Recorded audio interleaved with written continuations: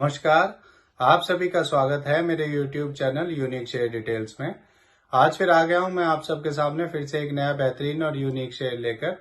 चलिए आप सबको उसके बारे में बताऊंगा। उससे पहले आप मेरे चैनल को सब्सक्राइब और मेरे वीडियोस को लाइक करते रहिए, जिससे कि रोजाना आपको ऐसे ही नए नए बेहतरीन और बढ़िया यूनिक शेयरों के बारे में पता चल सके। तो आज जो मैं कंपनी आप सबके सामने लेकर आया हूँ, उस कंपनी का नाम है स्टेरलाइट टेक्नोलॉजीज लिमिटेड। और इस कंपनी में क्या बड़ी खबर आई है वो भी मैं आपको बताऊंगा, और इस वीडियो के लास्ट में मैं आपको ये भी बताऊंगा कि ये कंपनी कैसी है, आपको इसका शेयर लेना चाहिए या नहीं लेना चाहिए, और इस कंपनी के नेगेटिव और पॉजिटिव पॉइंट्स क्या हैं। तो उसके लिए आप मेरा वीडियो लास्ट तक देखिएगा, तभी आप सबको ये सारी चीजें पता चलेंगी। तो चलिए शुरू करते हैं इस कंपनी के बारे में। इस कंपनी में एक बड़ी खबर आई है। इस कंपनी को 900 करोड़ के ऑर्डर मिले हैं फाइनेंशियल ईयर 2024 में। इन ऑर्डर्स में ये company integrated optical solutions provide करेगी अपने क्लाइंट्स को। चलिए अब मैं आपको इस कंपनी के बारे में बताता हूँ कि ये कंपनी करती क्या है। ये कंपनी 2001 में बनी थी, फिर इस कंपनी का डिमर्जर हो गया स्टेरलाइट इंडस्ट्रीज लिमिटेड में 2006 में। फिर इस कंपनी ने ट्रांसमिशन लाइन बिजनेस एक्वायर कर लिया था, और फिर अब ये company optical fibre and optical fibre cables बनाती और बेचती है। ये कंपनी अपने प्रोडक्ट्स वर्ल्ड वाइड सेल करती है, और ये कंपनी डिविडेंड भी देती है। चलिए अब मैं आपको इस कंपनी के नेगेटिव पॉइंट्स के बारे में बताता हूँ। इस कंपनी का इंटरेस्ट कवरेज रेशियो बहुत कम है, और इस कंपनी ने पिछले 3 सालों में 7.47% की रिटर्न ऑफ इक्विटी दी है। ये इसके 2 नेगेटिव पॉइंट्स हैं।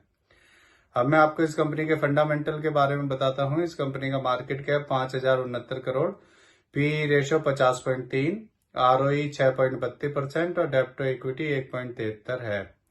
इसके एमडी सीईओ मिस्टर अंकित अग्रवाल हैं, और ये कंपनी 2000 में बनी थी। आपको इसका एक और नेगेटिव पॉइंट बताता हूँ। इसमें एफआईएस ने भी अपना स्टेक कम किया है। मार्च 2023 में एफआईएस का स्टेक इसमें 8% था, और फिर हर क्वार्टर में कम होने के बाद अब दिसंबर 2023 में एफआईएस का स्टेक इसमें कम होकर 4.75% हो गया है। उन्होंने लगभग अपना 3.25% इसके अंदर से निकाल लिया है।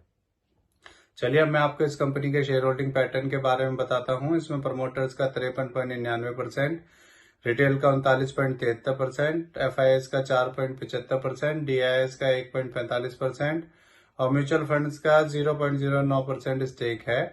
अब मैं आपको बताता हूँ कि ये कंपनी कैसी है, आपको इसका शेयर लेना चाहिए या नहीं लेना चाहिए। मेरे हिसाब से ये कंपनी ठीक है, पर अपने ऑल टाइम हाइप से ये अभी काफी नीचे है।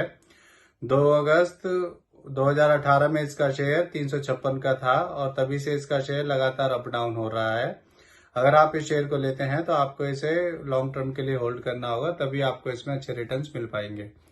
तो इससे जुड़ी हुई ये नई खबर आई थी, इसीलिए आप सबके सामने मैं इस शेयर को लेकर आया हूँ। ये मेरी पर्सनल थ्योरी है, ये कोई शेयर सेल और परचेज करने की सलाह नहीं है, ना ही मैं कोई सेबी से रजिस्टर्ड फाइनेंशियल एडवाइजर हूँ। आप मेरे चैनल को सब्सक्राइब और मेरे वीडियोस को लाइक करते रहिए, जिससे कि रोजाना आपको ऐसे ही नए नए बेहतरीन और यूनिक शेयरों के बारे में पता चल सके। और अगर आप शेयर मार्केट में निवेश करना चाहते हैं तो अपने फाइनेंशियल एडवाइजर से पूछकर ही निवेश करें। किसी के भी कहने पर कोई भी शेयर ना खरीदें ना बेचें। अब मैं कल फिर आऊंगा आप सबके सामने फिर से एक नया बेहतरीन और यूनिक शेयर लेकर। धन्यवाद।